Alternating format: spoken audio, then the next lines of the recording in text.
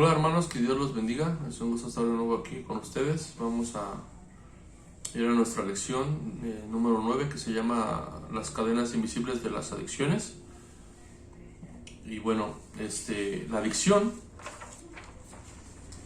es un hábito o conducta peligrosa o de algún consumo determinado de alguna sustancia de que no se puede prescindir o resulta muy difícil dejarlo. Esto puede ser de una manera psicológica o de una manera fisiológica. Y también en el sentido más simple del significado es una afición desmesurada por algo. Y bueno, se cree que de acuerdo a un cálculo de la población mundial, el 20% de las personas tienen algún tipo de adicción, lo cual afecta al 50% de los hogares, debido a que cada adicto tiene familia que sufre las consecuencias de tener cualquier vicio. Y se clasifica de dos maneras, una que son las sustancias y otra que son los comportamientos. Dentro de las sustancias podemos encontrar el alcoholismo, la drogadicción, el cigarro, todo ese tipo de cosas que tienen que ver así. Y el comportamiento tiene que ver con, por ejemplo, la adicción al internet, a la pornografía, al sexo, a las redes sociales, a las apuestas, todo ese tipo de cosas que son comportamientos. Y les voy a pedir por favor que me acompañen a 1 Corintios capítulo 6, a partir del versículo 9 vamos a estar leyendo.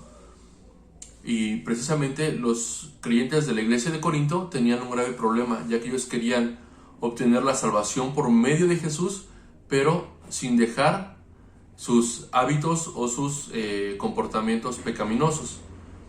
Entonces, déjame decirte que los vicios o adicciones pertenecen al área de los malos hábitos, así como podemos encontrar hábitos sanos, como por ejemplo comer bien, hacer ejercicio, tal vez levantarnos temprano a orar, leer nuestra Biblia constantemente. También hay hábitos que son malos, y esas son las adicciones, las cosas que nos van a afectar.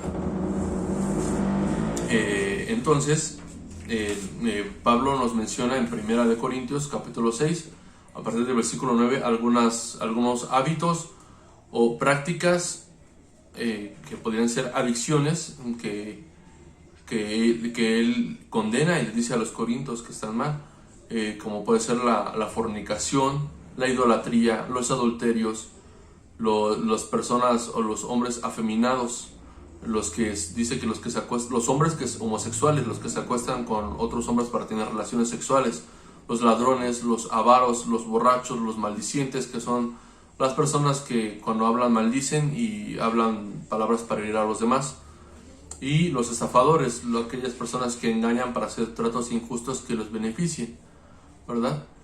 Entonces el apóstol precisamente a todas estas personas que practican estas cosas les dice personas injustas, así es como él los define.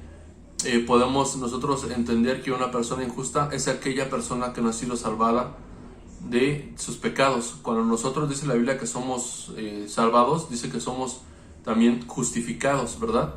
Por Cristo, por lo que hizo Jesús. Entonces también se refiere a las personas que no conocen a Jesús cuando han sido salvadas.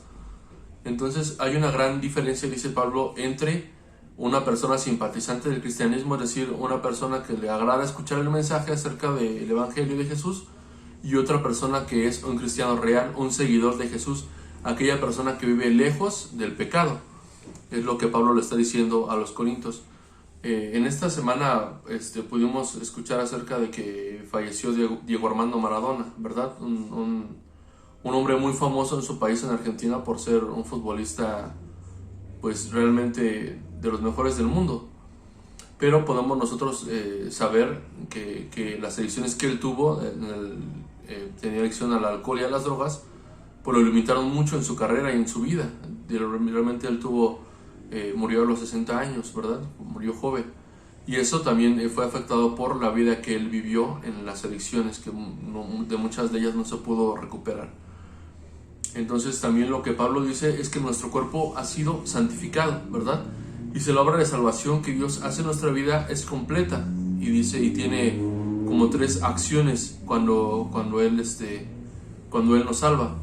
Dice, no solo somos perdonados, somos restaurados en un sentido espiritual, emocional, y también dice Pablo que Jesús tiene un señorío sobre nosotros, pero no solamente en nuestra vida espiritual, sino en nuestra vida emocional y en nuestra vida física, en nuestros pensamientos, en nuestros afectos, nuestra voluntad y nuestras acciones debe de verse reflejado el señorío de Cristo en nuestra vida. Y como te acabo de mencionar, Pablo dice que cuando nosotros somos salvados por Cristo, vemos 3 acciones en nuestra vida.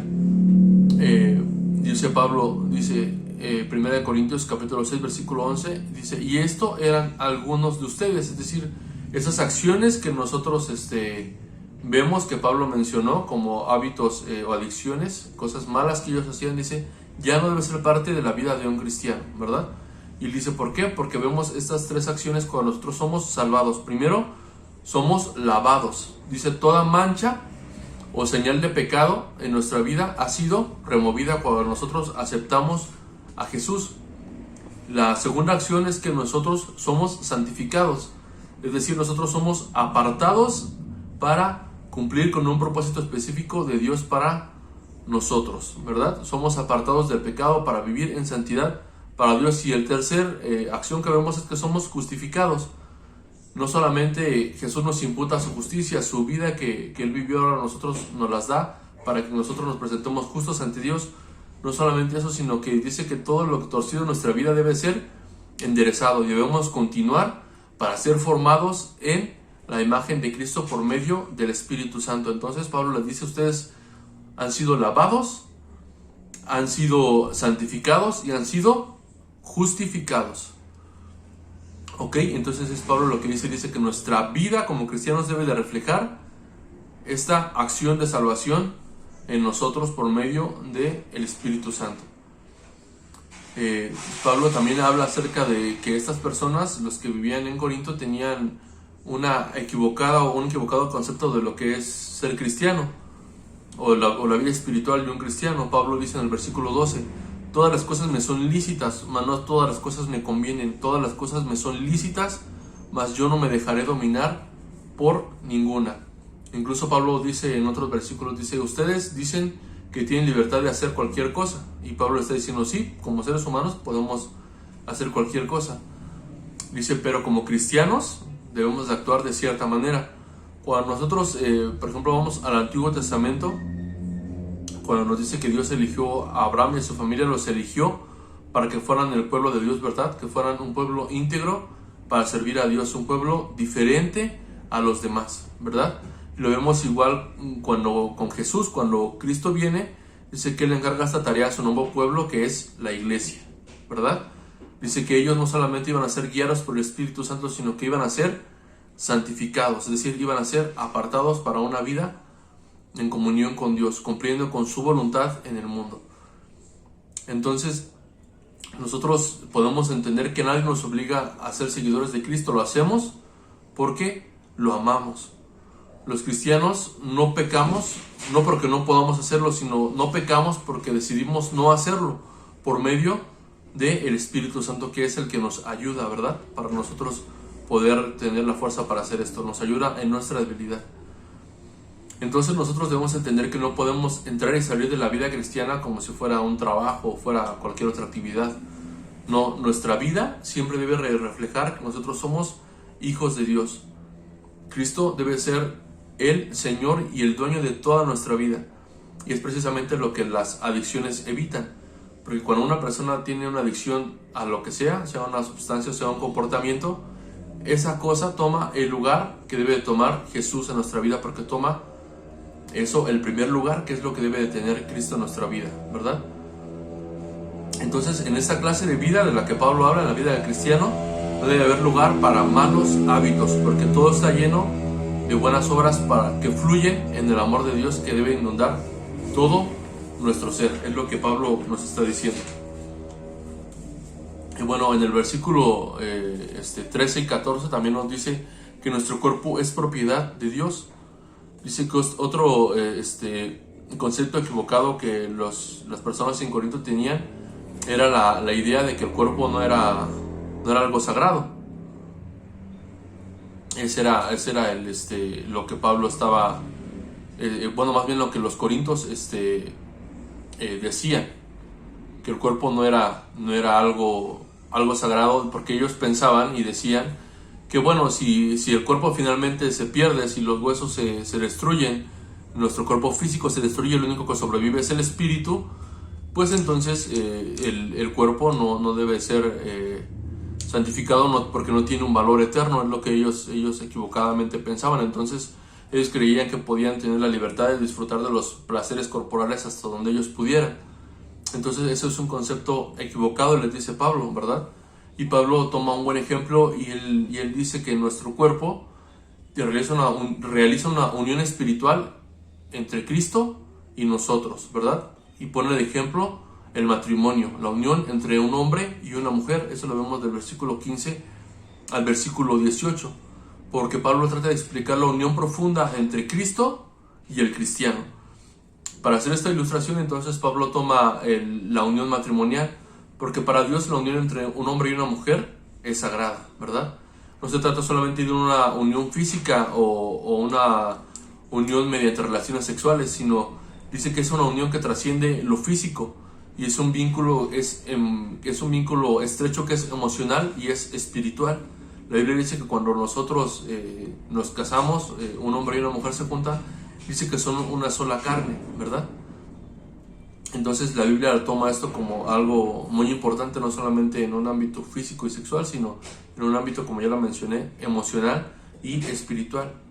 Entonces nuestro Dios nos creó con la necesidad de estar unidos a Él. Esta es la relación más importante que debe de tener un cristiano en su vida, la relación con Cristo. Y nosotros experimentamos la unión con Dios por medio de nuestro cuerpo físico, que alberga nuestra mente, nuestras emociones y nuestro espíritu. Entonces los corintios necesitaban conocer que los malos hábitos y las adicciones representaban pecados y que iban a tener no solamente una consecuencia física, sino en todas las áreas de su vida, que es el área física, el área mental, el área emocional y el área espiritual. Todo lo que hacemos nos va a afectar en todas estas áreas.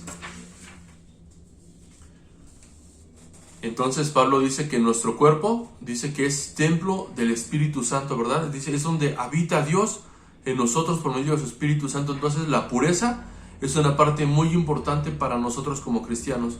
No solamente hablando de nuestro espíritu, sino de nuestro cuerpo.